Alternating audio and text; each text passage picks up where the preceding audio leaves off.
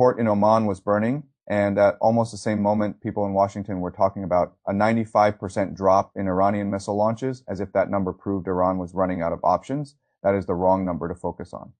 The real story is not that Iran is firing less. The real story is that Iran may be entering the most dangerous phase of the war, the phase where it stops using volume to prove it can hit and starts withholding the most consequential tools until the exact moment they hurt the most. That is what makes this moment frightening. Because if you listen carefully to the argument coming out of Washington, it still sounds like a familiar script. The United States and Israel have hit thousands of targets, launchers have been destroyed, missile salvos are smaller, therefore Iran must be degrading toward exhaustion, therefore more pressure now might finally produce the break. But the source material for that optimistic reading is much weaker than it looks. The interview this piece is built from makes a very different argument. It says, yes, Iran has undeniably lost launchers. Yes, damage has been severe. Yes, Tehran has been hit hard, hospitals and schools have been destroyed, and parts of the country have taken punishing blows, but the drop in launch volume does not automatically mean collapse. It may mean selection, it may mean calibration, it may mean that the side under pressure has stopped firing to demonstrate quantity and started firing only when the warhead. The targets and the timing all line up. That distinction changes everything, because if the missiles still being used are the most accurate and the most destructive ones, then the lower number is not comforting. It is a signal that the war may be moving from saturation to precision. And if that is true, then the war is not calming down. It is becoming more deliberate. I want to use a framework for this because without a framework, all of these individual claims just float around as separate talking points. The framework is reserve logic. Reserve logic means a state under heavy pressure does not spend its last serious options just to satisfy television narratives about momentum. It preserves them for threshold moments. It studies battle damage. It watches what its enemy is threatening next. It holds back the tools that can change the shape of the war until the other side crosses a line that justifies using them. That is the argument here. Not that Iran is comfortable, not that Iran is winning in some simple sense, but that Iran may be preserving escalation options because it believes the war is now approaching a decision point. Look at the clues one by one. First, the interview rejects the idea that Iran's missile capability has been dramatically degraded in the way American officials imply. Why? Because each time people start talking about dramatic degradation, Iran responds by launching a smaller number of very heavy, very accurate missiles that devastate what they hit. That is not what a force on the edge of disappearance looks like. That is what a force looks like when it is becoming choosier about where it spends its most valuable inventory. Second, the argument is that the early salvos did a job that Western coverage often ignores. They were not just attacks, they were depletion operations. They forced Israel, Gulf states, and naval assets at sea to burn through interceptor stocks. If that reading is right, then the first stage of the war was partly about draining the shield so that later strikes could hit harder with fewer launches. Again, fewer missiles in the air would not mean less danger. It would mean more efficiency. Third, the interview emphasizes that Iran is using drone footage and satellite imagery to study battle damage in real time. That matters because it suggests the current phase is not random punishment. It is target optimization. A side that is collapsing does not usually behave like that. A side that still expects to shape the next phase does. And fourth, the most important clue of all, the interview explicitly raises the possibility that Iran is waiting to see whether the United States is foolish enough to strike Karg Island or move toward a ground campaign. That is the threshold point. That is the place where reserve logic becomes visible. If Karg is hit, the argument is that Iran could respond not with more of the same, but with a qualitatively larger escalation against Gulf oil infrastructure, shipping lanes, desalination plants, and the wider energy system that keeps the region functioning. In other words, the lower launch count today may not be the sign of a war winding down. It may be the sign of a country keeping powder dry for the moment. It decides the war has become existential. Now, once you see that, the rest of the picture looks very different because the next question is not whether Iran is holding back. The next question is what Washington can actually do about that. And here, the source material becomes even more brutal. There are really only a few paths in front of the United States, and none of them are clean. One path is the off ramp. Trump can declare victory, say the nuclear program was damaged, say the launchers were reduced, say the enemy was punished, and try to turn the page without admitting that the maximal objectives were never achieved. Politically, that is the most attractive path because it avoids the nightmare of a larger war. Militarily, it is probably the most rational path because the alternatives are so ugly. But the problem with the off-ramp is that it does not restore the old order if Iran has withstood this much punishment without bowing, then any settlement after that endurance is likely to look less like American domination and more like a negotiated retreat from ambitions Washington can no longer enforce. That is what makes the off-ramp so difficult. It might stop the bleeding, but it also risks making the endurance of Iran the central political fact of the war. The second path is air and naval pressure without a ground invasion. Keep bombing, keep blockading, keep threatening, keep telling the world that more pressure will eventually break the regime.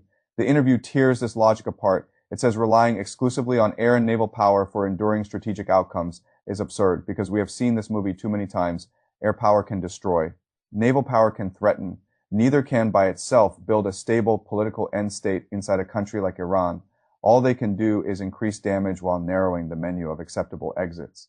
That is not strategy. That is momentum without destination. The third path is boots on the ground, and this is where the interview becomes almost scathing.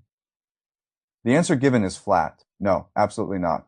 Not because it would be morally troubling, though. It would be not because it would be expensive, though. It would be, but because the United States does not have the boots, does not have the right force structure, and does not have the operational environment needed to make such a campaign work.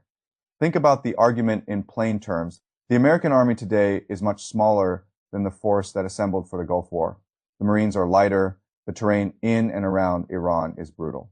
Modern surveillance means any slow buildup of ships, equipment, and troops would be visible early. Persistent surveillance means the enemy would know where you are, what harbor you chose, what route you were building out, and what to hit before your force.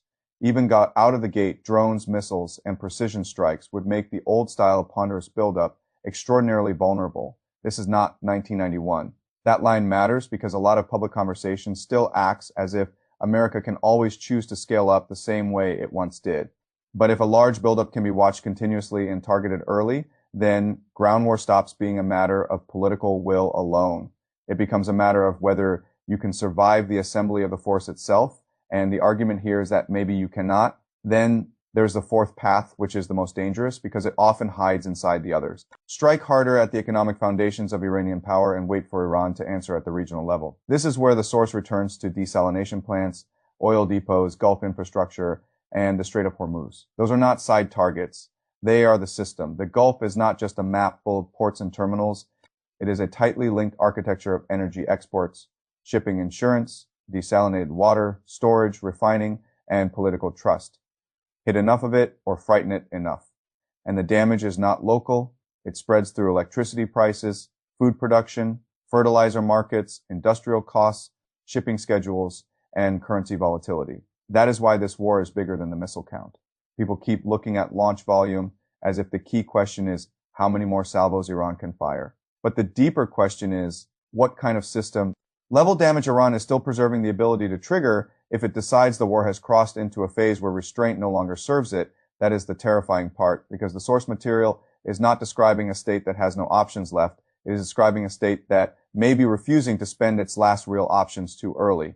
And that means the war as danger is no longer measured mainly by what has already happened. It is measured by what has not happened yet. There's another layer here that matters. The headline is not the real story. The deeper story is always in the structure underneath the event. The headline says Iran is launching fewer missiles. The deeper story is that fewer missiles may be the visual surface of a reserve strategy designed for the war settlement phase. That settlement phase is already visible. Listen to the interview carefully and you hear the outline of it. Iran is saying it will not live with the status quo. It will not accept an existential threat from Israel. It will not accept Gulf arrangements that allow hostile military power to be staged against it indefinitely. It wants something larger than survival in this round. It wants to alter the post-war architecture of the Gulf. That is why the conversation eventually turns toward a treaty arrangement for the Strait of Hormuz, guaranteed not by America alone, but by a wider group that could include China, Russia, India, Japan, Korea, and the United States. In other words, the interview is already thinking beyond the current strikes and counterstrikes. It is thinking about the order that follows them. And that is exactly why reserve logic matters so much. If Iran believes the post-war order is now being negotiated through endurance, then holding back is not passivity. It is bargaining power. You do not spend your most frightening tools before the bargaining phase has matured. You wait. You force the other side to ask itself what happens if Kharg is hit, if the Gulf S oil infrastructure burns for years, if desalination plants become targets, if shipping remains insecure, if allies conclude that Washington cannot protect them. if the price shock spreads, if the political demand becomes not restore deterrence, but simply find any exit. Then suddenly the drop in missile launches looks very different. It looks less like weakness and more like a message: we are not done, we are deciding. And that is why this moment is more dangerous than many people want to admit, because wars become most unstable not only when one side is collapsing, but when one side is absorbing punishment, preserving key options, and waiting for the other side to make one more bad decision. That is what this source is really warning about. Not that Iran is untouched, not that Iran is invincible, not that America has suffered some simple defeat already. The warning is more precise than that. The warning is that the war may be entering the phase where lower visible intensity hides higher structural danger. That is the phase when policymakers start talking themselves into one more strike, one more threat, one more show of resolve, because the enemy looks quieter than before. And then they discovered quiet was not exhaustion, it was preparation. So if you want to know the most important thing to watch next, it is not the raw launch count on your screen. It is the threshold question. Does Washington attack the economic and strategic nodes that Tehran has implicitly marked as escalation triggers? Does it move toward a ground option it cannot properly sustain? Does it keep treating air and naval punishment as a substitute for strategy? Or does it take the off-ramp before the reserve logic turns into full release? Because if the answer is no, if Washington keeps pushing while reading restraint as weakness, then the next phase of this war may not be larger in volume. It may be smaller in volume and much worse in consequence, and that is the sentence I would leave you with.